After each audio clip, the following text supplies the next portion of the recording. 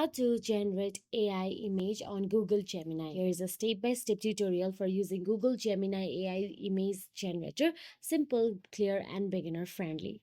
So let's get started. First of all, open your Google and in search address bar, simply type down Google Gemini or gemini.google.com. Then once you search for it, you will get to see the list of options available. From there, you'll have to tap on the Google Gemini. Once in there, in the chat box, type a prompt like generate an image of a futuristic city at sunset. Add details such as style, mood, colors, perspective for better results. And Gemini will create a set of AI image. Click on an image to enlarge or download it.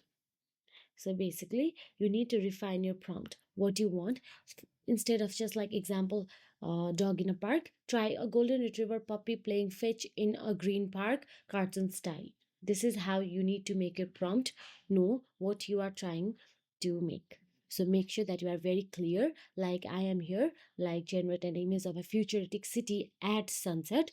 If you just say futuristic city, then it will come something else. At sunset adds more details in it. So that is it. If you found this video helpful, please like, share, and subscribe. And thank you so much for watching.